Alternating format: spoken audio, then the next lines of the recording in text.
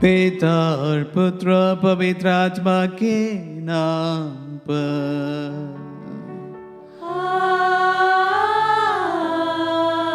आमीन। हमारे प्रभु यीशु ख्रिस्त की कृपा, ईश्वर का प्रेम तथा पवित्र आत्मा का सहचर्य आप सबों को प्राप्त हो। और आपको भी।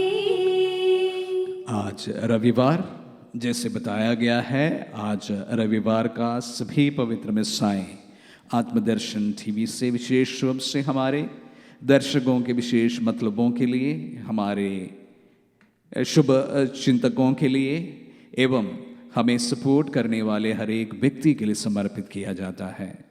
हमारी सेविकाई में प्रत्यक्ष और अप्रत्यक्ष रूप से योगदान जो दे रहे हैं सभी को हम याद करते हैं, प्रभु के इस वेदी पर उन्हें लाते हैं और उनकी तमाम प्रार्थनाओं को भी चढ़ाते हैं। साथ ही साथ आप सभी की प्रार्थनाओं को भी, आपकी मनोकामनाओं को भी हम इस पवित्र मिस्सा बलिदान में लाते हैं, आपके लिए प्रार्थना करते हैं। हम में से जो बीमार है उन्हें विशेष रूप से इस पवित्र मिस्सा के दौरान प्रभु आशीष, अनुग्रह एवं चंगाई प्रदान करें।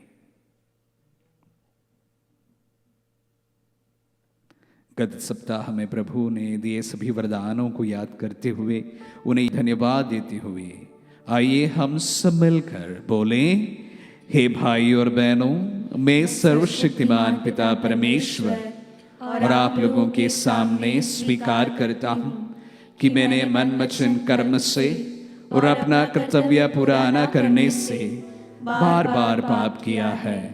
मैं अपना दोष स्वीकार करता हूँ, इसलिए मैं धन्य कुंवारी मरियम से, स्वर्गदूतों, सब संतों और आप लोगों से, हे भाई और बहनों, विनती करता हूँ कि आप मेरे लिए परमेश्वर से प्रार्थना करें। सर्वशक्तिमान ईश्वर हम लोगों पर दया करे और हमारे पाप क्षमा कर हमको अनंत जीवन प्रदान करे। आमीन।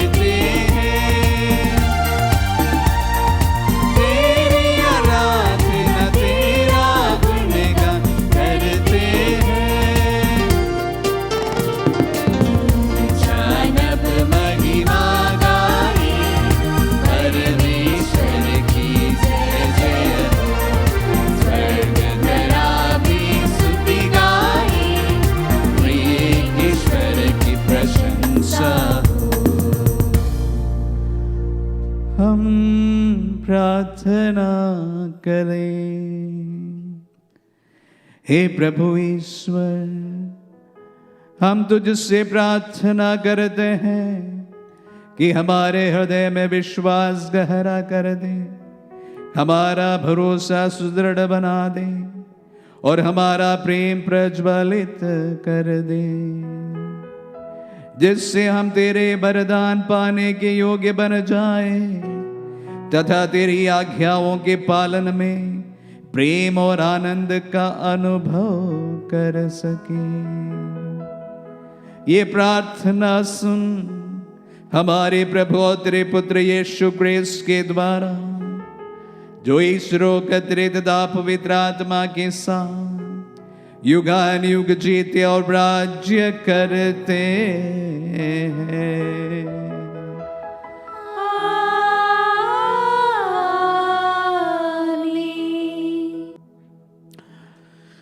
प्रभु का आत्मा आपके जिहद आपके हृदय पर होता कि आप योग्य रहे जिससे प्रभु की वाणी सुना सके। पिता और पुत्र पवित्र आत्मा के नाम पर आमीन।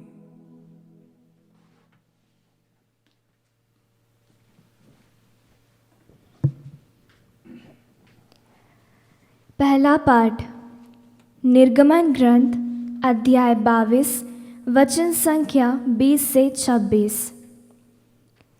यदि तुम विधवा अथवा अनाथ के साथ दुर्व्यवहार करोगे तो मेरा क्रोध भड़क उठेगा। प्रभु मूसा से बोला, इज़राइलियों से यह कहो, तुम लोग परदेशी के साथ अन्याय मत करो, उस पर अत्याचार मत करो, क्योंकि तुम भी मिस्र देश में परदेशी थे। तुम विधवा अथवा अनाथ के साथ दुर्व्यवहार मत करो। यदि तुम उनके साथ दुर्व्यवहार करोगे तो वे मेरी दुहाई देंगे, तो मैं उनकी पुकार सुनूंगा और मेरा क्रोध भड़क उठेगा। मैं तुमको तलवार के घाट उतरवा दूंगा और तुम्हारी पत्नियां विधवा और तुम्हारे बच्चे अनाथ हो जाएंगे। यदि तुम अपने बीच रहने वाले किसी दरिद्र देशवासी को रुपया उधार देते हो तो सुदखोर मत बनो, तुम उससे ब्याज मत लो। यदि तुम रहन के तौर पर किसी की चादर लेते हो तो सूर्य अस्त से पहले उसे लौटा दो, क्योंकि ओढ़ने के लिए उसके पास और कुछ नहीं है। वह उसी से अपना शरीर ढक कर सो जाता है। यदि वह मेरी दुहाई देगा तो मैं उसकी सुनूंगा, क्योंकि मैं दयालु हूँ। यह प्रभु की वाणी है। ईश्वर को धन्यवाद।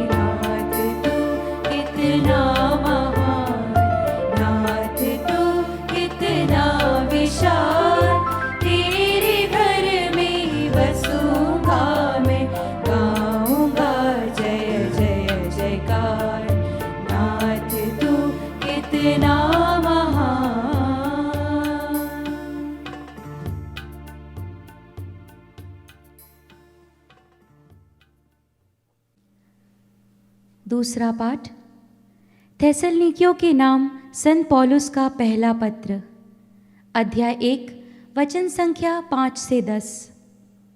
आप लोग देव मूर्तियाँ छोड़कर ईश्वर के सेवक बन गए। आप लोग उसके पुत्र की प्रतीक्षा करते हैं। आप लोग जानते हैं कि आपके कल्याण के लिए आपके बीच हमारा आचरण कैसा रहा। आप लोगों ने हमारा तथा प्रभु का अनुसरण किया और घोर कष्ट का सामना करते हुए पवित्र आत्मा की प्रेरणा से आनंदपूर्वक सुसमाचार स्वीकार किया।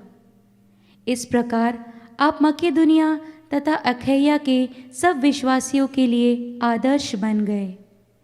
आप लोग के यहाँ से प्रभु का सुसमाचार न केवल मकेदुनिया तथा अखैया में फैल गया, बल्कि ईश्वर में आपके विश्वास की चर्चा सर्वत्र होती रही। हमें कुछ नहीं करना है। लोग स्वयं हमें बताते हैं कि आपके यहाँ हमारा स्वागत कैसे हुआ और आप किस प्रकार देव मूर्तियाँ छोड़कर ईश्वर की ओर अभिमुख हुए, जिससे आप सच्चे तथा जीवंत ईश्वर के सेवक बन जाएं और पुत्र यीशु की प्रतीक्षा करें, जिसे ईश्वर ने मृतकों में से जिलाया है। यही यीशु स्वर्ग में उतरेंगे और हमें आने वाले प्रकोपों से बचाएंगे। यह प्रभु की वाणी है। ईश्वर को धन्यवाद।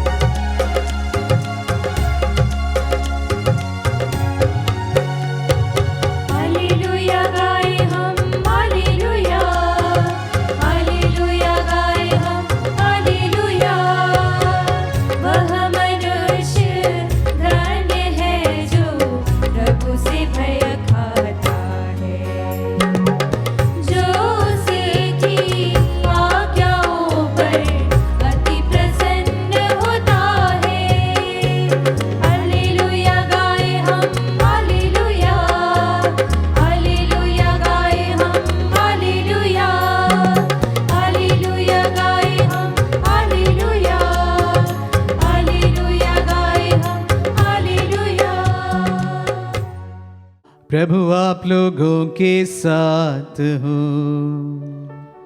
और आपके साथ भी। सन्मति के अनुसार पवित्र सुसमाचार।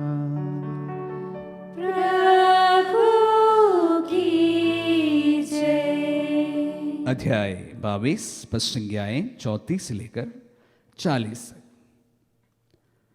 जब फरीसियों ने यह सुना कि यीशु ने सदूकियों का मुंह बंद कर दिया है, तो वे इकट्ठे हो गए और उनमें से एक शास्त्री ने यीशु की परीक्षा लेने के लिए उनसे पूछा, गुरुवर संहिता में सबसे बड़ी आज्ञा कौन सी है?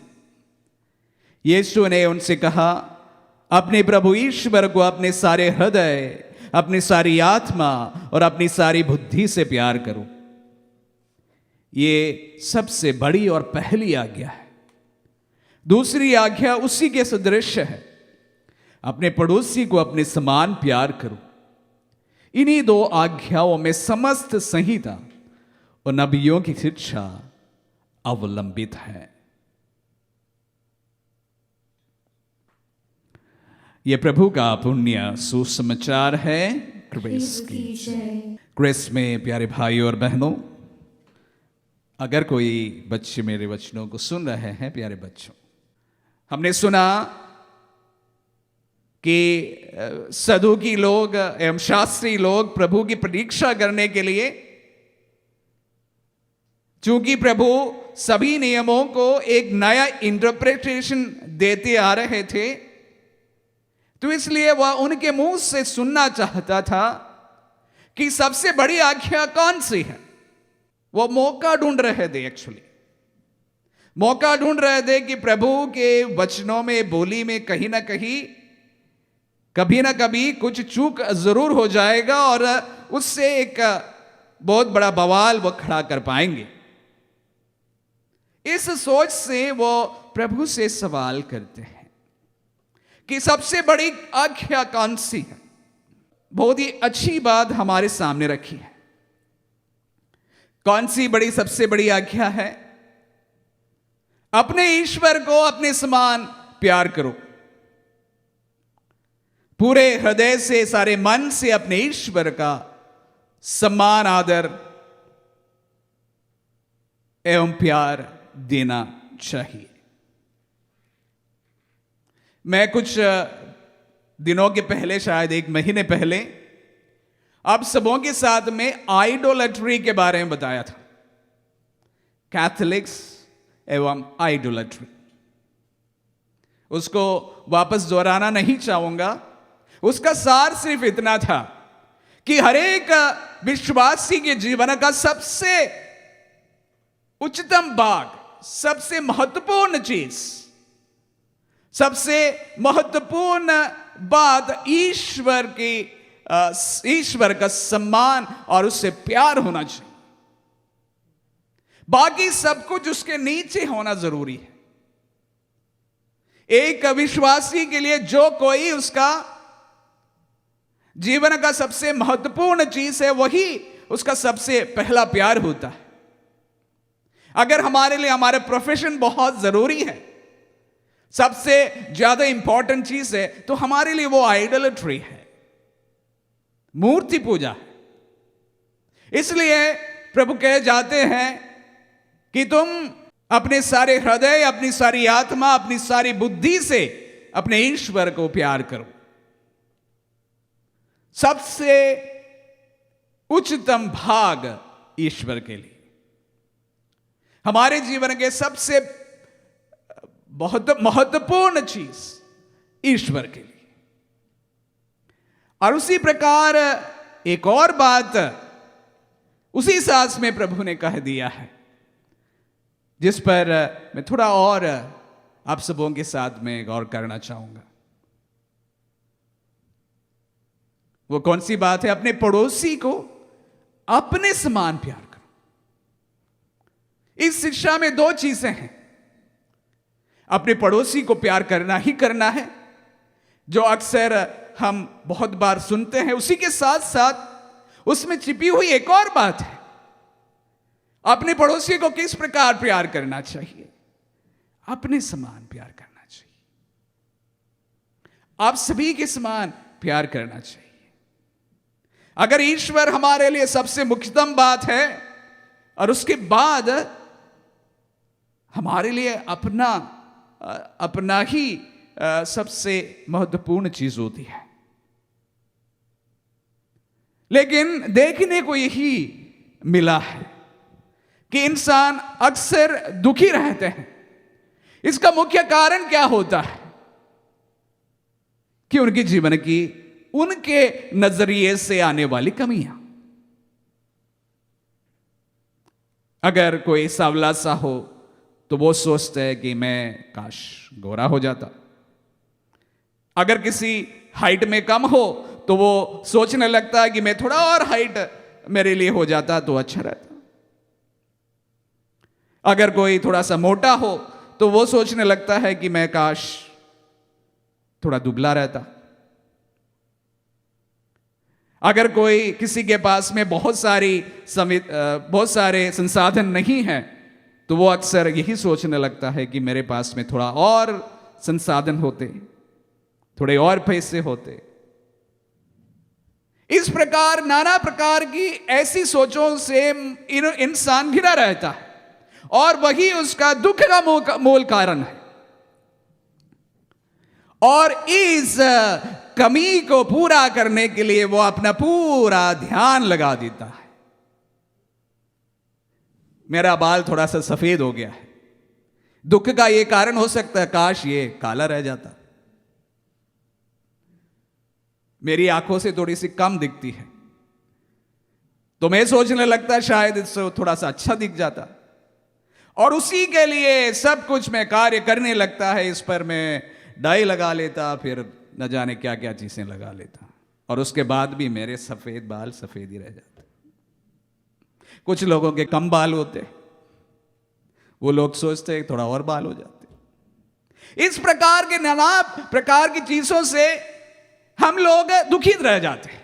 हम जितना हमारे पास है, जितनी कृपाएं प्रभु ने दी है, जितने वरदान प्रभु ने दिया है, जितना अच्छा जीवन प्रभु ने हमें दिया है, जितनी अच्छे स्वास्थ्य हमें प्रदान किया है, जितना अच्छा विश्वास में हमारा पालन पोषण हुआ है, जितने अच्छे घर में हमारा जन्म हुआ, इस प्रकार के नाना प्रकार के अनेक वरदान हम भूल जाते हैं और छोटी सी चीज पर, बड़ी बड़ी छोटी सी चीज पर हम दुखी रह जाते हैं।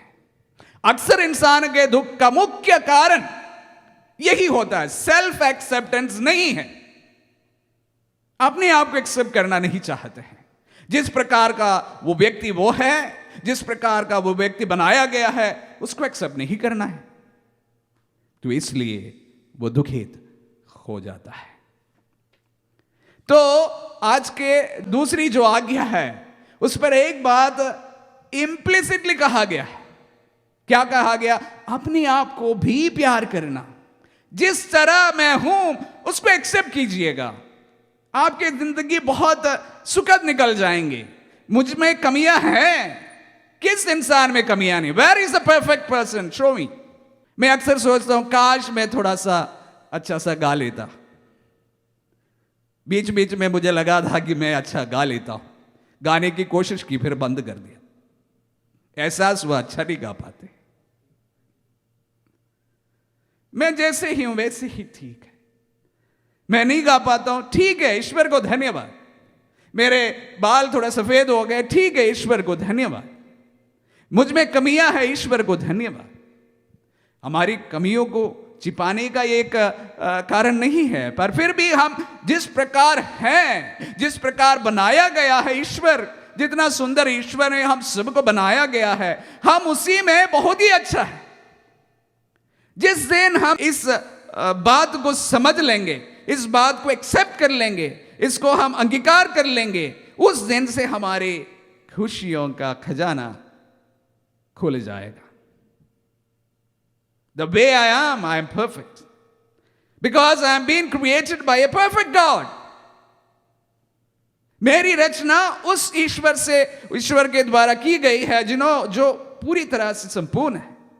मुझ में कमियां हो सकती है, किस व्यक्ति में कमियां नहीं होती है। इसके साथ साथ मैं दूसरी बात पर भी थोड़ी बहुत मनन करना चाहूंगा। अपने समान अपने पड़ोसी को प्यार करना। प्यारे मित्रों, एक ईसाई के लिए विश्वास करना ही सब कुछ नहीं होता है। The faith has to translated into action. Faith has to be translated into action.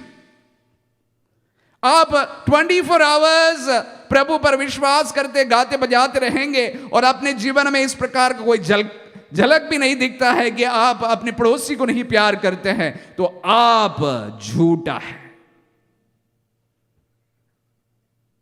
संत यूहन्ना का सुसमाचार अध्याय 4 पद संज्ञा 8 में इस प्रकार हम सुनते हैं, जो प्यार करता है वह ईश्वर की संतान है और ईश्वर को जानता है। जो प्यार नहीं करता वह ईश्वर को नहीं जानता, क्योंकि ईश्वर प्रेम है। और इसी प्रकार वचन 12 में हम इस प्रकार सुनते हैं, ईश्वर को किसी ने कभी नहीं देखा। यदि हम एक दूसरे को प्यार करते हैं तो ईश्वर हम में निवास करता है और ईश्वर के प्रति हमारा प्रेम पूर्णता प्राप्त करता है। अगर हमारे विश्वास हमें हमारे भाई बहनों को प्रेम करने के लिए नहीं उकसाता है, अगर हमारा विश्वास सिर्फ हम पर सीमित है, अगर हम हमारी ही मुक्ति की चिंता करते हैं, तो आप विश्वास नहीं कर सकते हैं। इसी प्रकार संत यूहन्ना का पहला पत्र अध्याय 3 में इस प्रकार कहा गया, बच्चों हम वचन से ही नहीं, कर्म से, मुख से ही नहीं, हृदय से एक दूसरे को प्यार करें। हमारा प्रभु की ओर हमारा विश्वास जो है उसको कर्म में क्रियान्वित करने की जरूरत है। संत याकूब का पत्र, जिसके बारे में हमारे कुछ क्रिस्तीय कॉन्ग्रीगेशन चर्चा नहीं करना चाहते हैं, क्योंकि संत याकूब बहुत ही कठोर रूप से प्रभु के इस विश्वास को क्रियान्वित करने की बात कहते हैं अपने लेखों में। वो इस प्रकार कहे जाते हैं, क्या कहते हैं? संत याकूब का पत्र अध्याय 2 पद संज्ञा 17, इसी तरह कर्मों के अभाव में विश्वास पूर्ण रूप से निर्जीवित है। फिर से दोहराना चाहूंगा, इसी तरह कर्मों के अभाव में विश्वास पूर्ण रूप से निर्जीव होता है। Faith without action is dead. अब 24 आवर्स ईश्वर प्रभु हालेलुया बोलते रहेंगे और आपके जीवन में इस प्रकार देखने को नहीं मिलता है कि आपका विश्वास क्रियान्वित है, तो your faith is dead and your faith is fake.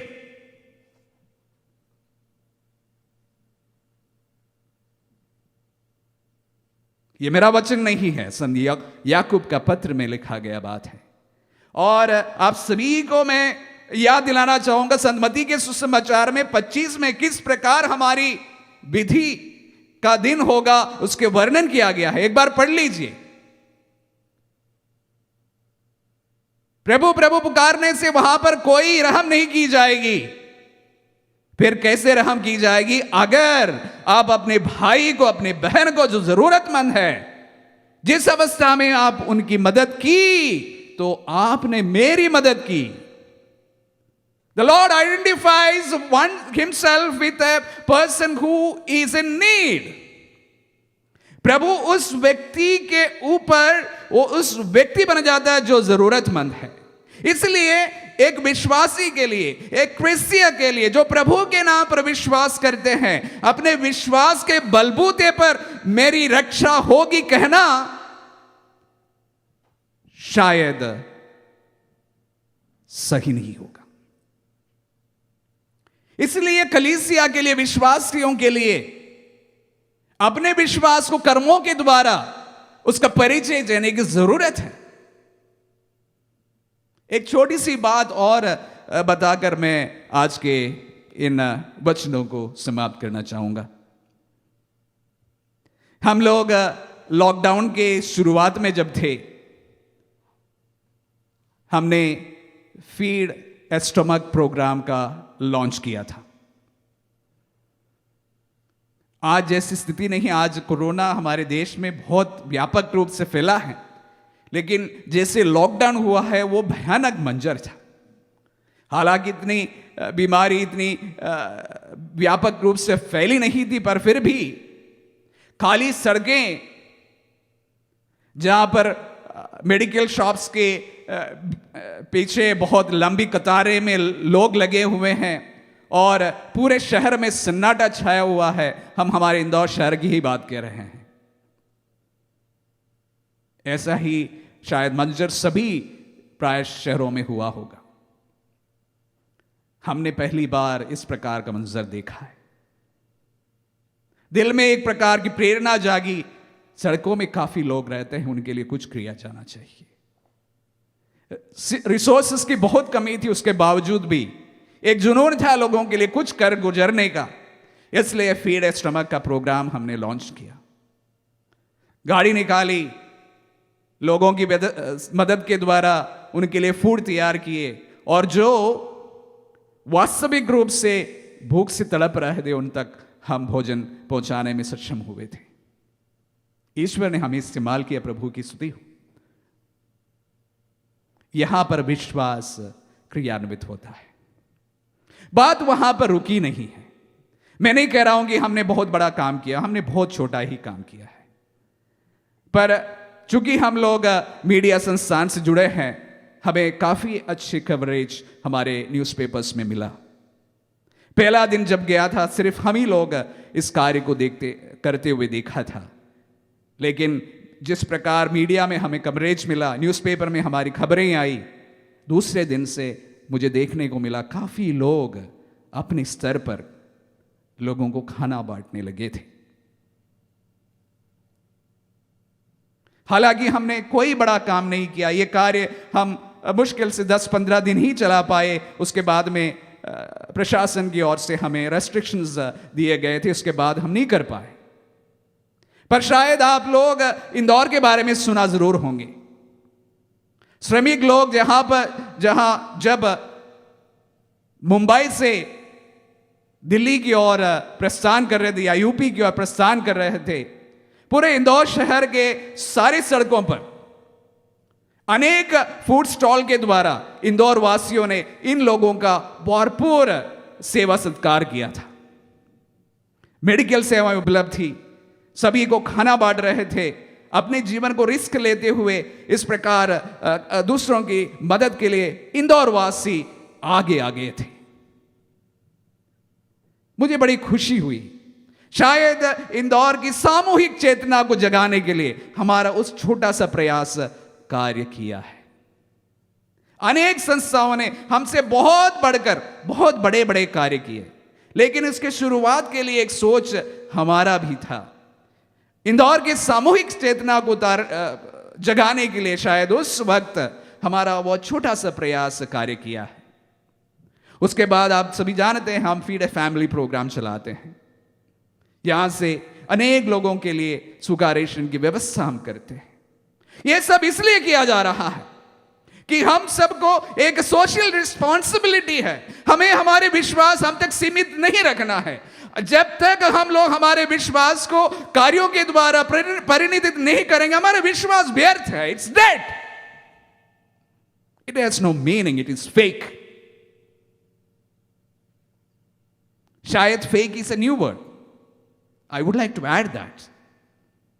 जो लोग प्रभु 24 घंटे बुलाते हैं, वो अपने जीवन में दूसरों के लिए उपयोगी कार्य जब नहीं करते हैं, their faith is fake। ये यहां से मैं बोलना चाहूंगा, क्योंकि ईसाई का जीवन, एक विश्वासी का जीवन अपने आप में सीमित नहीं है।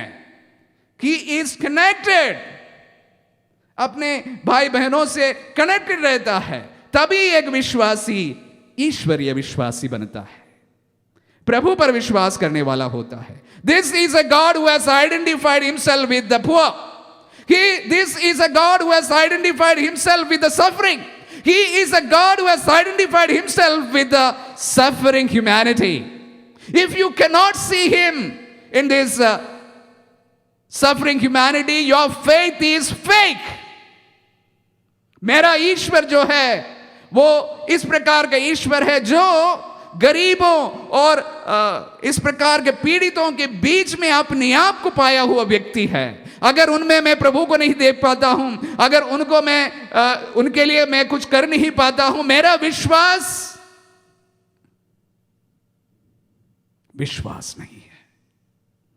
जब आज के वचनों पर हम सुनते पढ़ते समय, मनन करते समय, यह ध्यान विशेष रूप से हम सभी रखें। My faith is fake if it is not translated into action. अगर मेरा विश्वास मुझे जरूरतमंदों में प्रभु को देखने को नहीं देता है, तो मेरा विश्वास नहीं है।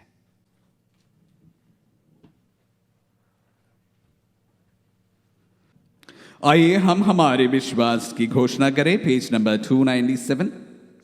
मैं सर्वशक्तिमान पिता, स्वर्ग और पृथ्वी, सब दृश्य और अदृश्य वस्तुओं के सृष्टिकर्ता एक ही ईश्वर पर विश्वास करता हूँ और ईश्वर के एकलौते पुत्र एक ही प्रभु यीशु क्रिस्त में जो सभी युगों के पहले पिता से उत्पन्न है, वह ईश्वर से उत्पन्न ईश्वर, प्रकाश से उत्पन्न प्रकाश, सच्चे ईश्वर से उत्पन्न सच्चा ईश्वर है। वह बनाया हुआ नहीं, उत्पन्न हुआ है। उसका और पिता का तत्व एक है। उसी के द्वारा सब कुछ सृष्टि किया गया है। वह मनुष्यों के लिए और हमारी मुक्ति के लिए स्वर्ग से उतरा और पवित्र आत्मा के द्वारा कुंवारी मरियम से शरीर धारण कर मनुष्य बन गया। उसने पोंतियुस पिलातुस के समय दुख भोगा, वो हमारे लिए क्रूस पर ठुका गया, मर गया और वह गड़ा गया और धर्मग्रंथ के अनुसार तीसरे दिन जी उठा और स्वर्ग जाकर पिता की दाहिनी ओर विराजमान है। वह जीवितों और मृतकों को न्याय करने के लिए महिमा के साथ फिर आएगा और उसके राज्य का कभी अंत नहीं होगा। मैं प्रभु और जीवनदाता पवित्र आत्मा में विश्वास करता हूँ। वह पिता और पुत्र से प्रसिद्ध होता है। पिता और पुत्र के साथ साथ उसकी आराधना की जाती है। वह नबियों के मुंह से बोला है। मैं एक ही पवित्र कैथोलिक तथा प्रेरित कलीसिया और पापों की क्षमा के लिए की बपतिस्मा स्वीकार करता हूँ। मैं मृतकों के पुनरुत्थान और परलोक जीवन की बाट जोहता हूँ। आमीन। आइए हमारी प्रार्थना को हम समर्पित करें। प्रभु, आपके वचनों के लिए हम आपको धन्यवाद देते हैं। प्रभु, आपके वचनों को, आपके विश्वास को प्रभु पड़ोसी प्रेम के साथ में प्रभु जी संचित करने के लिए हमें शक्ति प्रदान कर। ज़रूरतमंद हमारे पड़ोसियों में प्रभु आपको देखने के लिए हमें कृपा प्रदान कर। प्रार्थना करते हैं संपूर्ण कलीसिया के लिए, संत पिता पोप फ्रांसिस के लिए, हमारे धर्माध्यक्ष के लिए, सारी धर्माध्यक्षों के लिए एवं कलीसिया के सभी अगुवाओं के लिए। हम प्रार्थना करते हैं हमारे देश के लिए, देश की हालातों के लिए। प्रार्थना करते हैं हमारे गरीब किसानों के लिए, गरीब लोगों के लिए, विशेष रूप से बेरोजगार युवा युवतियों के लिए। प्रभु, हमारा देश बहुत ही बड़ा विकट परिस्थितियों से गुजर रहा है। काफी लोग बेरोजगार हुए हैं, काफी परिवार तंगियों में हो गए हैं और उसके ऊपर से बीमारी। प्रभु, take control of the entire situations. ऐसा लगता है कि इसका कोई नाथ नहीं है। कभी कभी हम अनाथ महसूस करते हैं।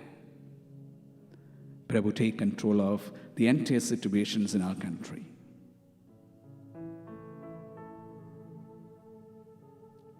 प्रभु, हम यही प्रार्थना करते हैं कि लोग एक दूसरे के प्रति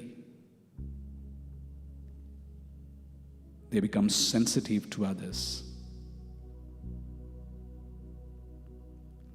प्रभु, हम यही प्रार्थना करते हैं कि हमारे नेता विशेष रूप से भारत के करोड़ों लोगों के प्रति संवेदनाशील और बन जाए। विशेष रूप से प्रभु, हम आपके वचनों को याद करते हैं जो निसहाय है, बेसहारा है। ऐसे लोगों को प्रभु जी आप उनके बीच में रक्षा दूतों को भेजें। जो तकलीफ में है, बीमारी में है, पीड़ाओं में, भूख में है, प्रभु जी ऐसी जगहों पर ऐसे सेंसिटिव लोगों को भेजे जो उनकी स्थिति को थोड़ा बहुत सुधार सकते हैं। Take control of us, take control of our country, take control of the very bad situations of the lives of people.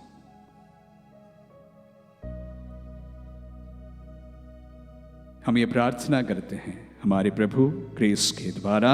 आमीन। हमें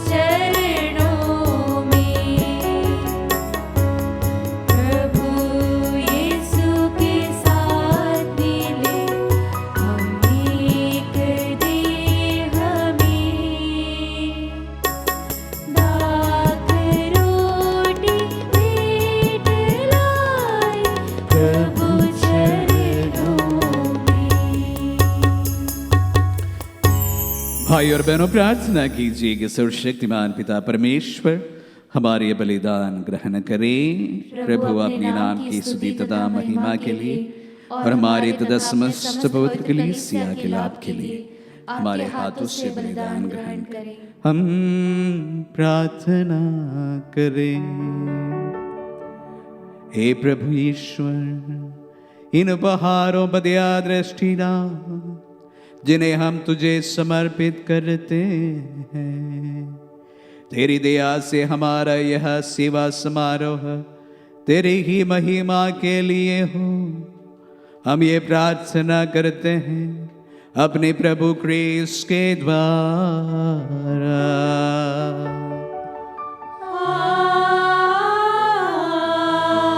आमीन। प्रभु आप लोगों के साथ हो और आपके साथ भी। प्रभु में मन लगाइए। हम प्रभु में मन लगाए हुए हैं। हम अपने प्रभु परमेश्वर को धन्यवाद दें। या उचित और आवश्यक है। पूज्य पिता, ये परम उचित है, हमारा कर्तव्य तथा कल्याण है कि हम सदा सर्वत्र तुझे धन्यवाद दें। हम तेरी अपार महिमा की विशेषता है कि तू ईश्वर होकर भी मनुष्य की सहायता करता है। तूने हमारे मरणशील स्वभाव को ही मुक्ति का साधन बना लिया है, और जिस पाप के कारण मनुष्य का विनाश हुआ था उससे तूने उनका उद्धार किया है। उन्हीं प्रभु यीशु क्रिस्त के द्वारा दूतगण तेरे आधिपत्य की आराधना करते और तेरे सम्मुख युगानुयुग उल्लसित रहते हैं। उन्हीं स्वर्गदूतों के स्वर में अपना स्वर मिलाकर हम तेरी स्तुति करते हुए निरंतर एक स्वर से गाते हैं।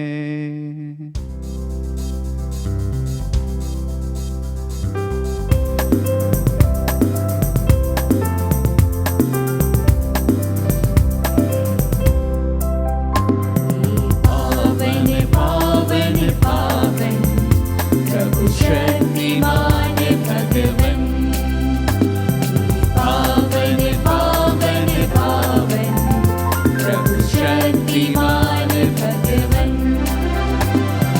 पूर्ण है उसकी महिमा से स्वर्ग और जहां।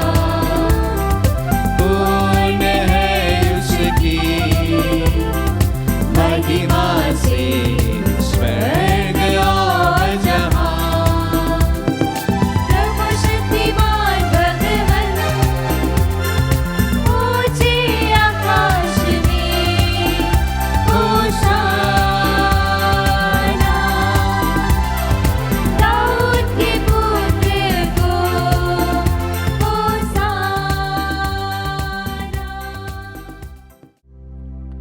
हे परमपिता, तू वास्तव में पवित्र है, सारी पवित्रता का स्रोत है।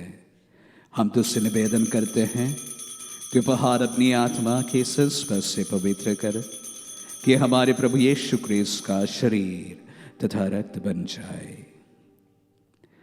जिस रात को यीशु स्वेच्छा से मृत्यु के लिए सौंपे गए, उन्होंने रोटी ली, तुझे धन्यवाद दिया और रोटी तोड़कर उसे अपने शिष्यों को देते हुए कहा, तुम सब इसे लो और खाओ, ये मेरा शरीर है जो तुम्हारे लिए बलि चढ़ाया जाएगा। हे मेरे प्रभु, हे मेरे ईश्वर,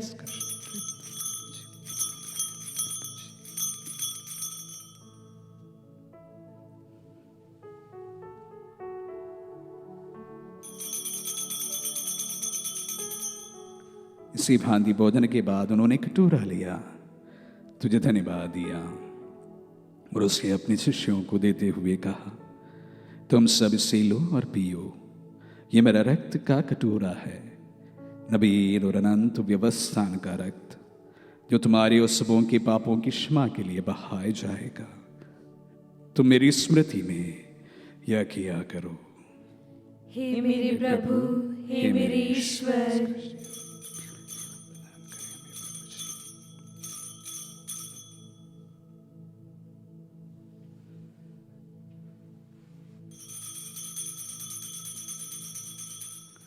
यह है हमारे विश्वास का रहस्य। क्रिस मर गए, क्रिस उठे।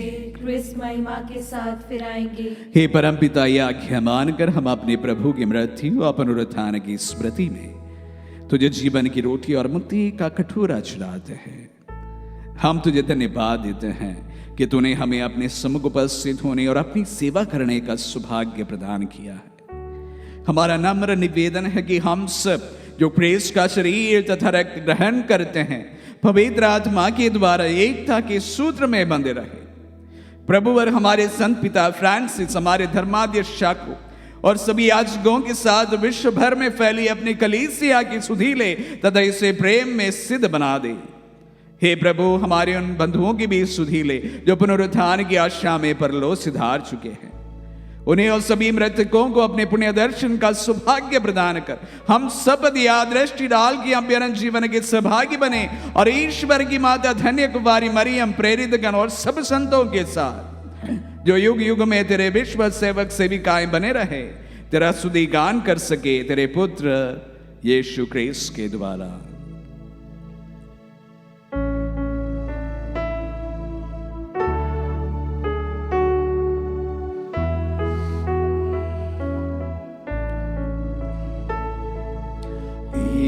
प्रभु क्रिस्त के द्वारा, इन्हीं के साथ और इन्हीं में सर्वशक्तिमान पिता परमेश्वर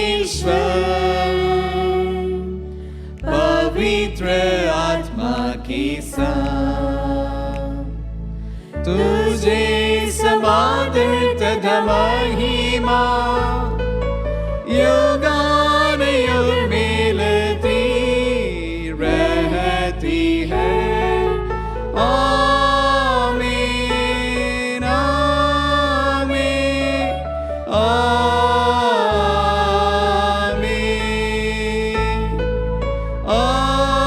आमीन, आमीन, आमीन।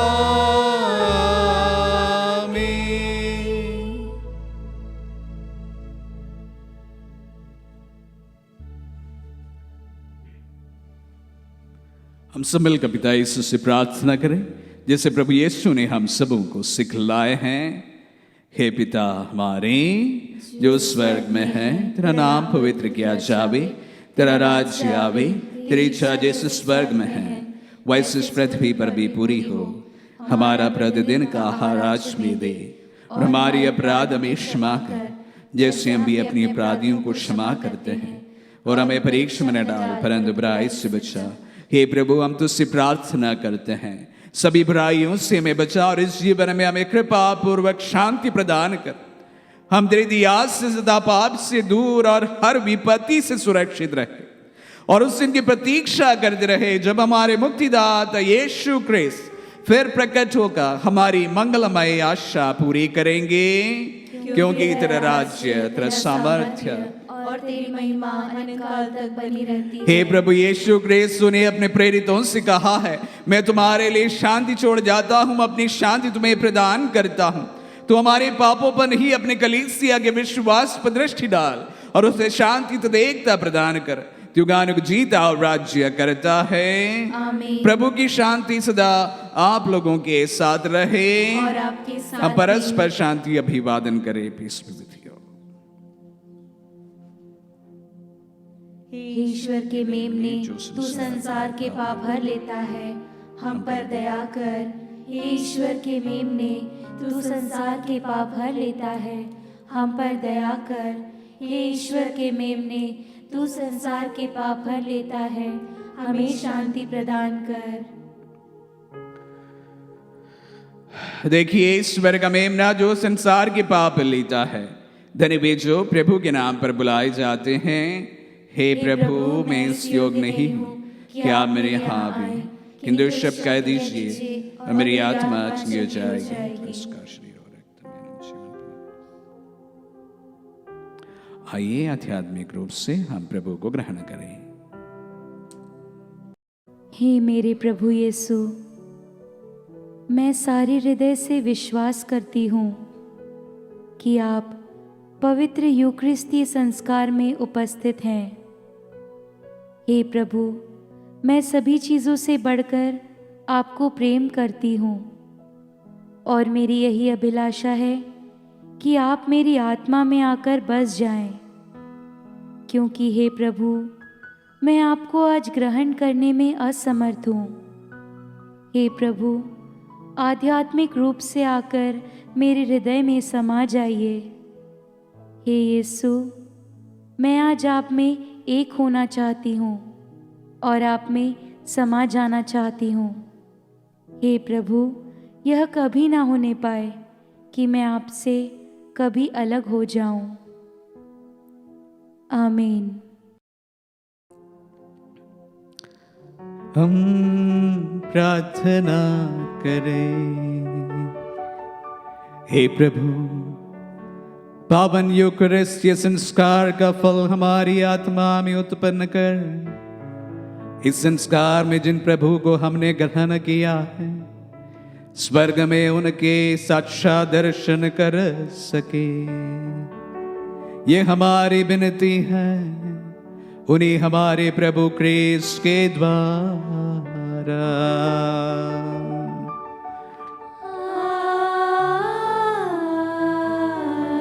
प्रभु आप लोगों के साथ हो और आपके साथ भी। आशीर्वाद ग्रहण कर सर्वशक्तिमान पिता, पुत्र और पावन आत्मा।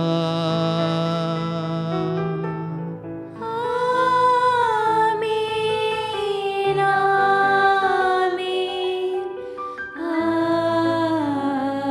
आमीन। जाइए, दिव्य यज्ञ हुआ संपन्न।